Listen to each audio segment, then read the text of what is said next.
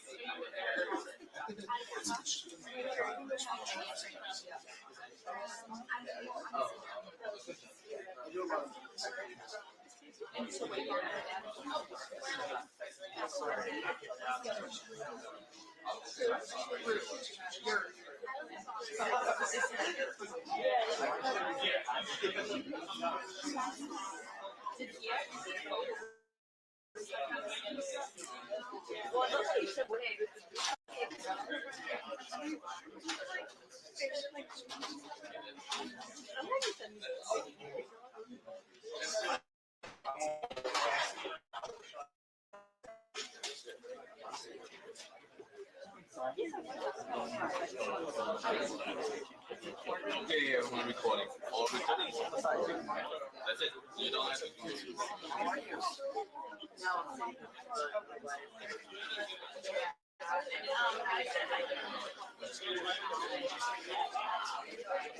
For 1 second.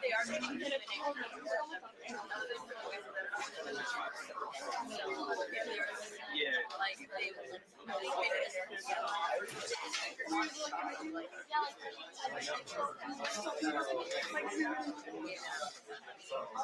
We were here since fine.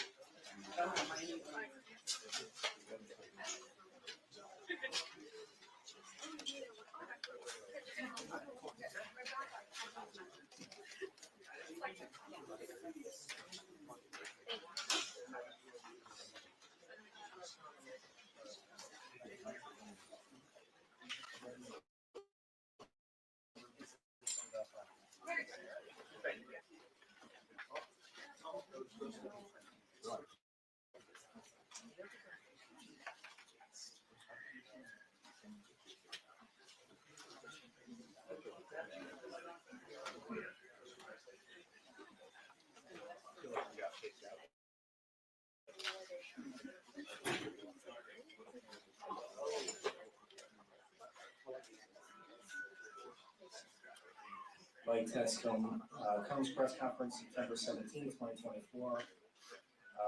Does anybody need me to keep going? Is everybody set in the back? Give me a thumbs up if you're good. 10, 9, 8, 7, 6. You just came in from the left. Are you okay? Okay. Thank you.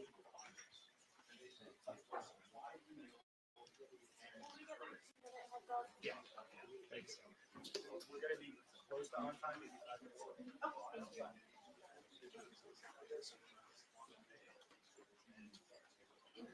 Hey, Jeff.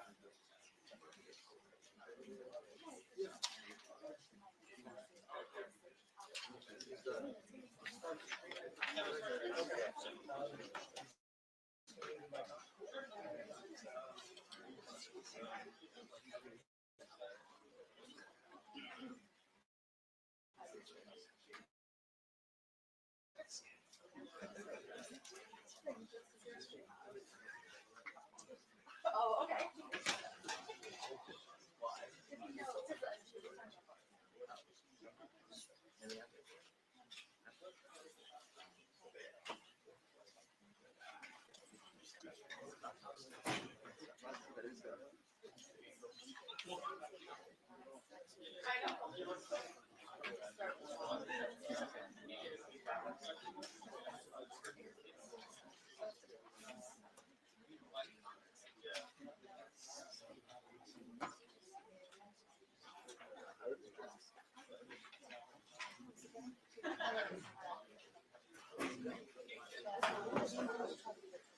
Where in New Jersey?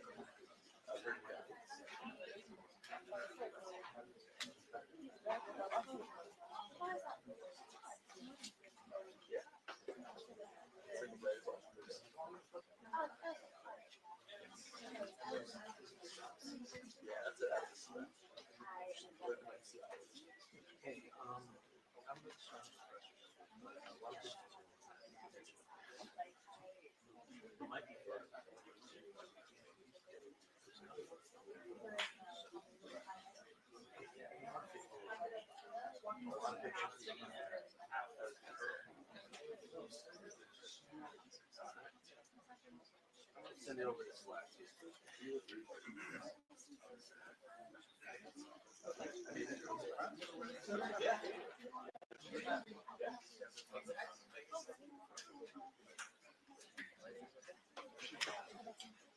Now from, now from.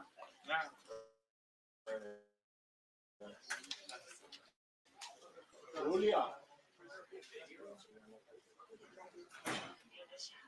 You see the weapons? All of mine.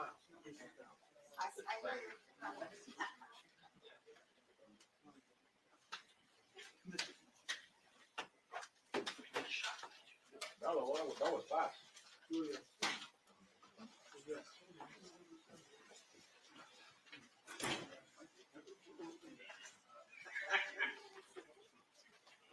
Okay, good afternoon, everybody. We're going to start the Sean Combs press conference in about 2 minutes. If you have any questions about presentment, I'll come back out and we'll go over timing and give you a few updates. Thanks.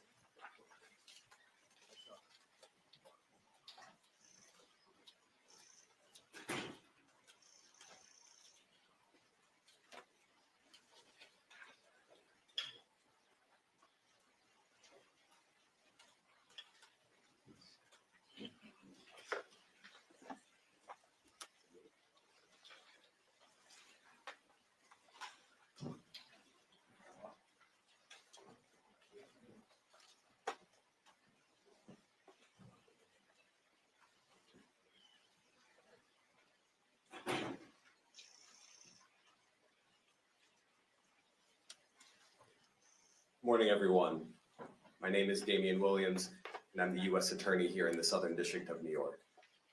Today, I'm announcing the unsealing of a 3-count indictment, charging Sean Combs with racketeering conspiracy, sex trafficking, interstate transportation for prostitution. The indictment alleges that between at least 2008 and the present, Combs abused, threatened, and coerced victims to fulfill his sexual desires, protect his reputation, and conceal his conduct. As alleged in the indictment, to carry out this conduct, Sean Combs led and participated in a racketeering conspiracy that used the business empire he controlled to carry out criminal activity, including sex trafficking, forced labor, kidnapping, arson, bribery, and the obstruction of justice. Let me say a little bit more about the charges.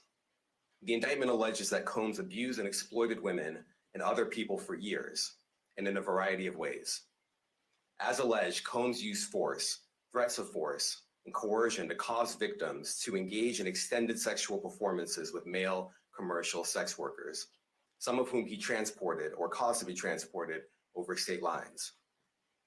Combs allegedly planned and controlled the sex performances, which he called freak-offs, and he often electronically recorded them.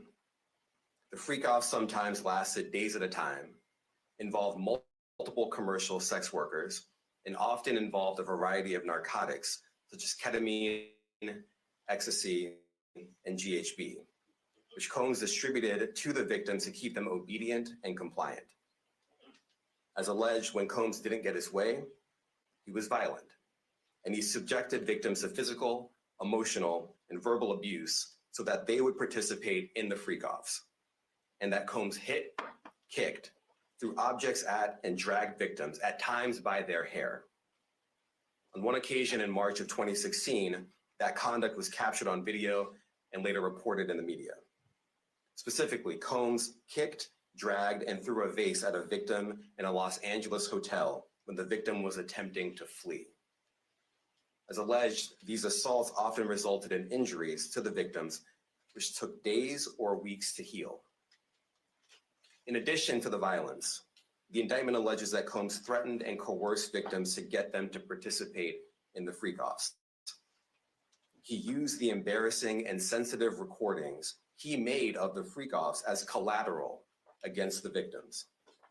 And the indictment alleges that he maintained control over the victims in several ways, including by giving them drugs, by giving and threatening to take away financial support or housing, by promising them career opportunities, by monitoring their whereabouts, and even by dictating their physical appearance. Because of all of this, the indictment alleges that the victims did not believe they could refuse Combs without risking their security or facing more abuse. The indictment also alleges other acts of violence undertaken by Combs and others, including violence against witnesses to his abuse, kidnapping, and arson.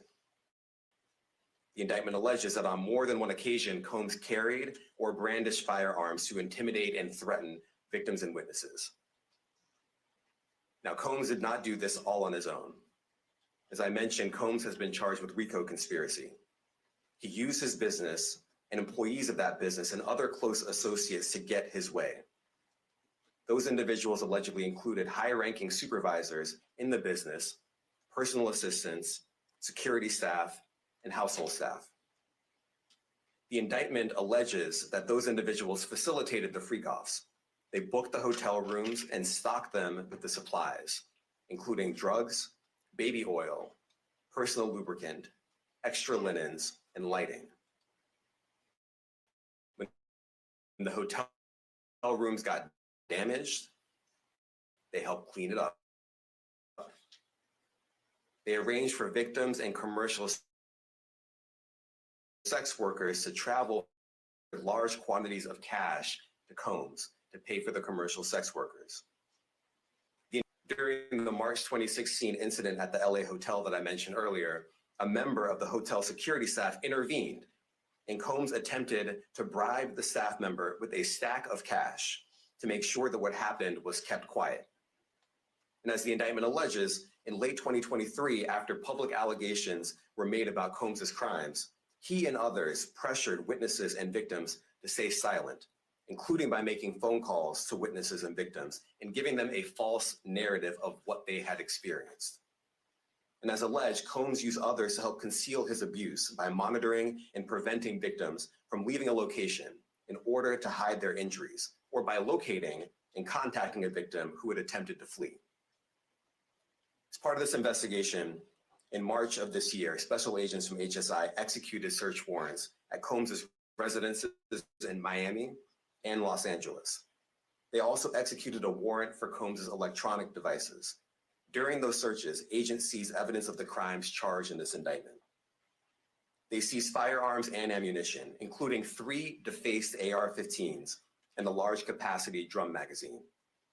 They also seized evidence of the freak-offs, electronic devices that contain images and videos of the freak-offs with multiple victims. And they seized cases and cases of the kinds of personal lubricant and baby oil that Combs' staff allegedly used to stock hotel rooms for the freak-offs, more than 1,000 bottles altogether. Here are some of the items that we recovered during the searches.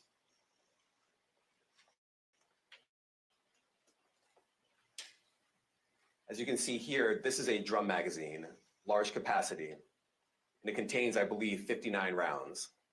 I mentioned as well that we recovered 3 AR-15s. This is a close-up shot of one of the AR-15s, and you can see right here The serial number has been thoroughly defaced. Another picture of more ammunition and parts of 2 AR-15s right there.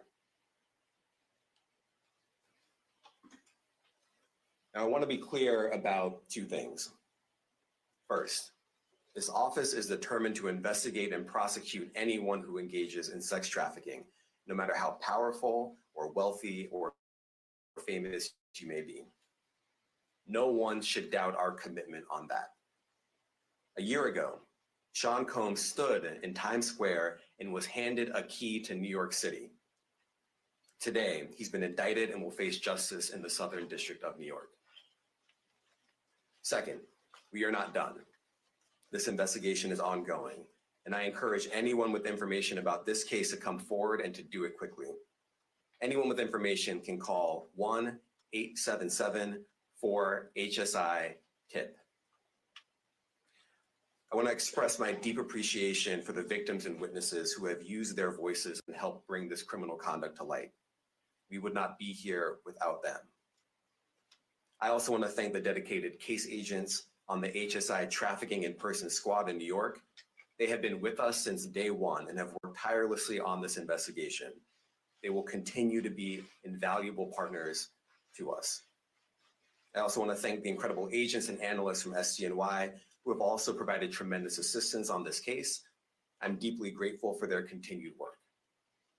And finally, I want to thank the outstanding career prosecutors from SDNY who are handling this case. Meredith Foster, Emily Johnson, Chrissy Slavic, Madison Smizer, and Mitzi Steiner, and their supervisors, Jamie Backleiter and Jacqueline Kelly. They are members of the Civil Rights Unit in our criminal division. We created the Civil Rights Unit when I became U.S. Attorney. I'm deeply proud of their work on this and so many other cases. I'll now take some questions. Eric Katursky, ABC. Damien, thanks. The indictment describes aggressive, violent, hedonistic abuse. You say it's recurrent. It's been so long to intervene. How many women were victimized by Sean Combs and how many others were involved? Look, our investigation is ongoing. We are committed to bringing justice to everyone who's been victimized by the defendant. I can't tell you why it took so long. I think the better focus is on the fact that we are here today. And we are committed to making sure that justice is done. Next question. Thank you. Julia Ainsley, NBC.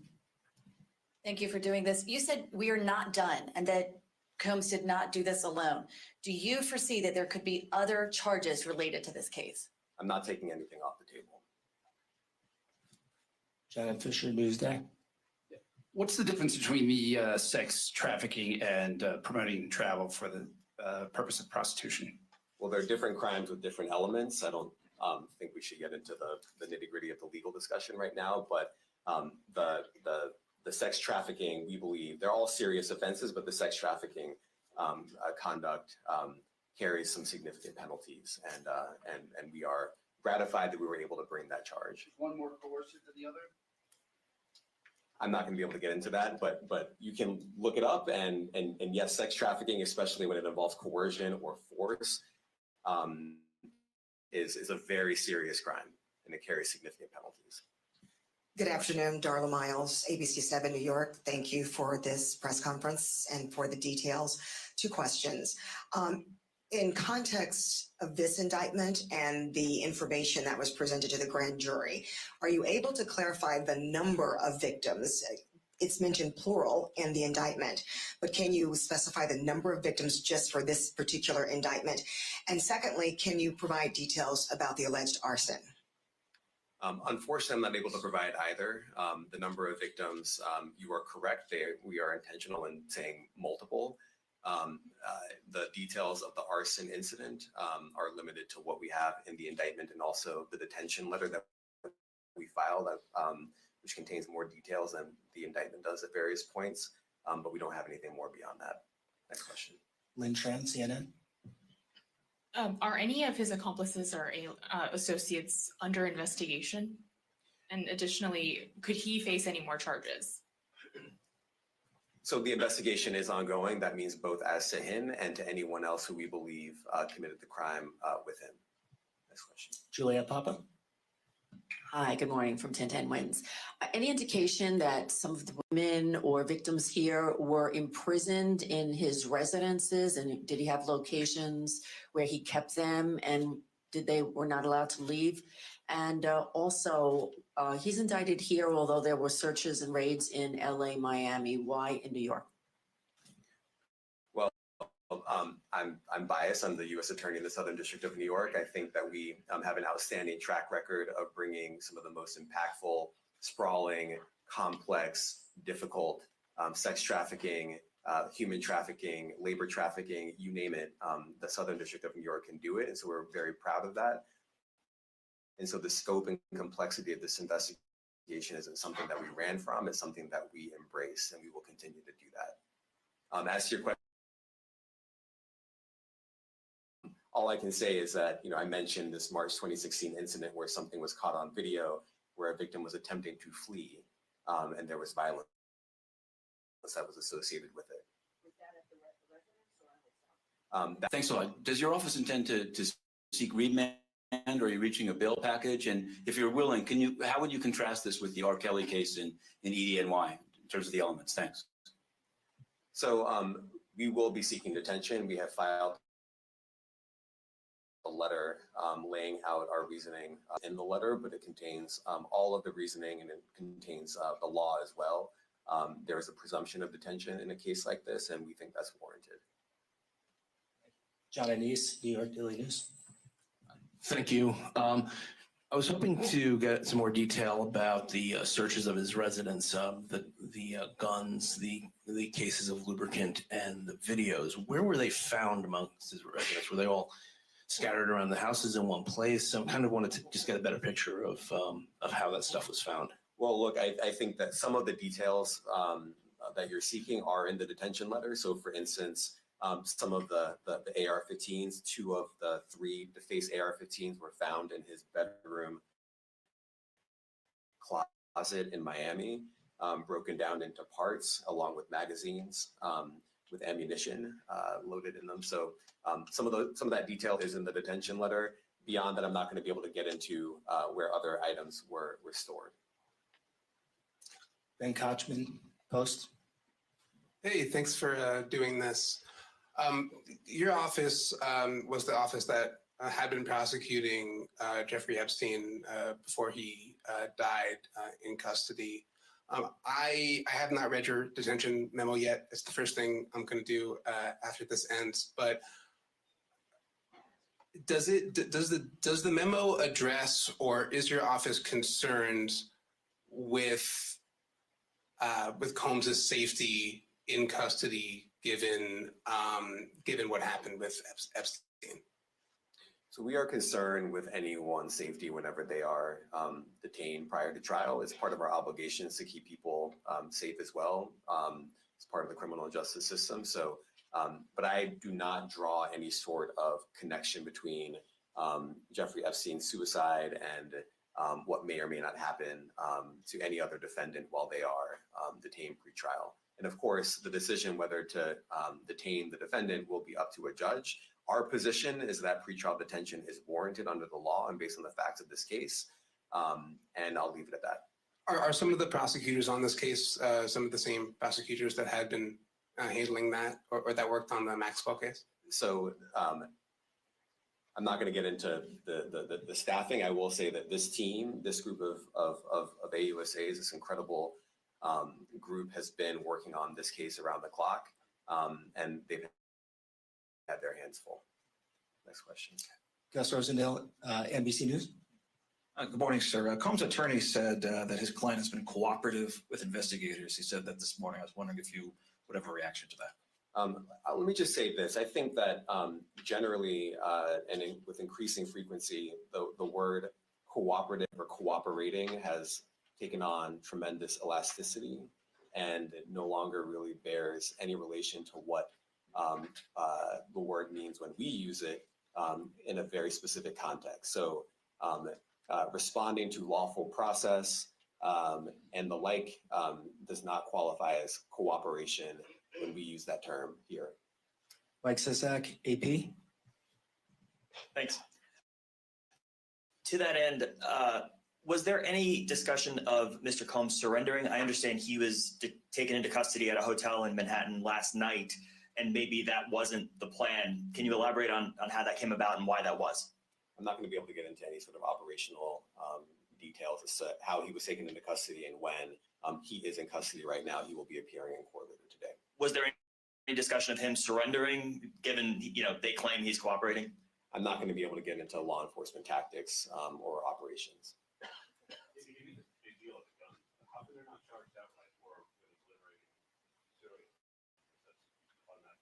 Well, I can't get into the charging decision. It is very meaningful to us that weapons were possessed. Part of the reason why this conduct was so pervasive and harmful was because victims and others didn't necessarily feel comfortable denying him his wishes, as we allege, because of the presence of firearms. I should leave it there. Thanks. Last question, Jacob Shamison. Jacob Shamsian, Business Insider. Thank you. Given that he's the sole defendant in this case and that you allege he's part of a conspiracy that involves members of his companies, do you anticipate a superseding indictment that bring allegations against other members of his companies or other co-conspirators as well? I can't take anything off the table. Anything is possible. Our investigation is very active and ongoing. And I think a lot of you who cover this office know that when we say such things, that developments are certainly foreseeable, but I cannot predict them sitting here today. All right, thank you, everyone. What part of his business empire is exposed? Thank you, everyone. Thank you.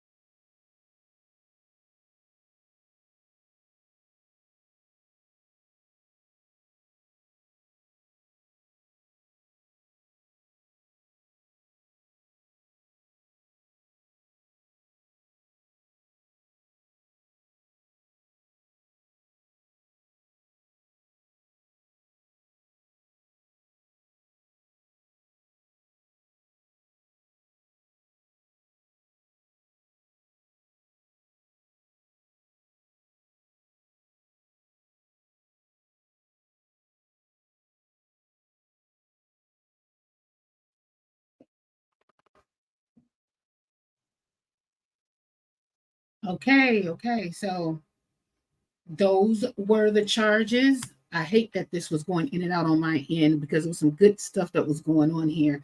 As you heard, 1,000 bottles of baby oil. My goodness. Well, we're going to go ahead and just wrap this up, and we're going to talk more about this later, but we just had to catch this one. If we have anything else, we'll let you know. We're out.